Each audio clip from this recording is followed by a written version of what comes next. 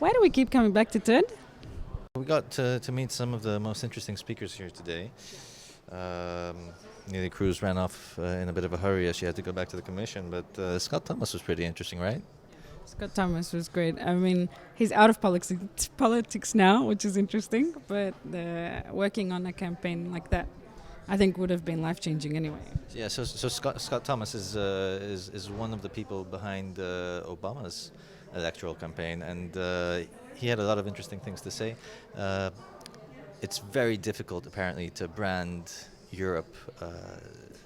Scott wanted to get into the particulars of the people and the interesting stories behind them so that he can tailor the message, but it's not really possible to do that on an EU level, right? It's difficult. Some of the questions we've been asking today have been to get more of a reaction to how the European elections will be next year. And I've had 15-year-olds tell me they need the candidates to be more interesting. Scott saying you need to know what they believe in. Other people saying it's too soon. It's difficult. Yeah, it's especially when you get a young person to comment on something like the EU elections. It's going to be a challenge to convince them not to vote, but to even just be interesting in this. Well, maybe that's the thing, that we need to start thinking outside of the box even about Europe and think that it's de facto easy and go from there. We had Neelie Kroes being asked, why is it so hard to fight for Europe every day? And her response was, because it has to remain relevant. What is relevant in Europe? Yeah. Well, the people who are called upon to do these positions, they're at the European Commission level usually very senior former political figures who've done a very good job in their time in their country. The European Parliament as well, to a certain extent. Other countries have somewhat used the Parliament in the past to place people who have been of great service to their country. But we've seen that that's driven down the electoral numbers, the voting figures. So where do we need to go with that? We need to get more interesting people, like the 15-year-old kid said. But interesting doesn't necessarily mean, that they're colorful personalities, because we've seen some of those in the European Parliament, and that's not really what interests us. What we want to see is people who have bona fide portfolios, who have done good work and can continue to do good work at this day and age. Or is it time to bring in the professionals? And that's where we see all the campaign makers getting revved up to be used next year. Well, they were used in the last EU elections as well, and the EU elections before that, and we're seeing some budgets go to different places.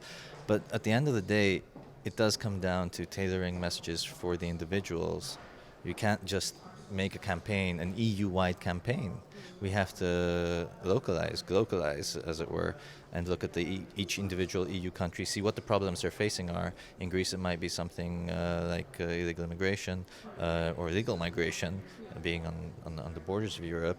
Somewhere like the north of Europe, it might be different. The priorities are just very different. We want to look at economic stability, not just on a micro level, but also on a macro level. We have to talk on a European level as well. But first, you need to convince Europeans that the national level will be taken care of by the EU. But if you think about a traditional campaign, say 10 years ago, that would have taken so much money to go local. Flash forward to 2014, we have Twitter, social media, we have the online campaign. Is that, you think, the only way that anyone could possibly be direct towards each European citizen? We have the traditional, let's say, methods of campaigning, and we have the digital, the new age platforms. Of course, it needs to be merged. Penetration of digital services is not what it should be in a modern European Union. It's getting better, and a lot of good work has been done on that by the various European commissioners involved. But we can't avoid traditional methods, and they're both expensive. Just because Twitter is a free service, it doesn't mean you're not going to have professionals managing your campaigns on Twitter.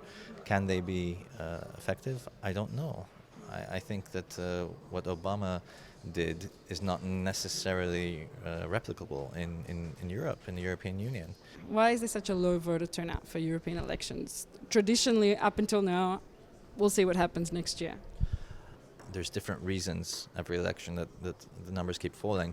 Maybe issues are piling up on top of each other. I think one of the most important issues that we're going to have to address is this issue of transparency. We saw a very long article in the New York Times last week about lobbying in Brussels. That was preceded by a very, very strong editorial in New Europe about lobbying in Brussels.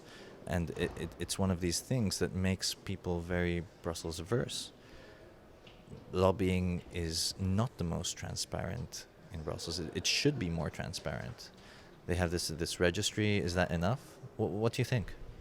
Why isn't that enough? There's so many other governments where it's not transparent at all. Perhaps the levels of transparency, I think, are quite high in the European bubble, for example. But say compared to the US or the UK system, it's fairly transparent. But then the influence of lobbying is not something that's going to change, I think, with transparency.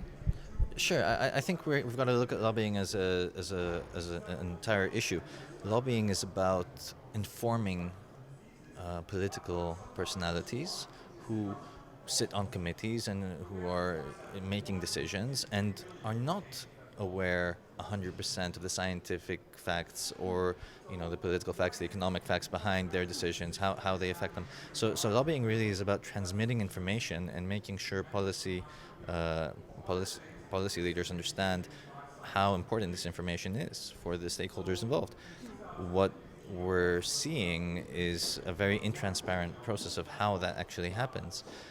Why? Let me reverse the questions. Why shouldn't every single meeting of MEPs, European Commission officials, European Council officials with lobbyists be recorded?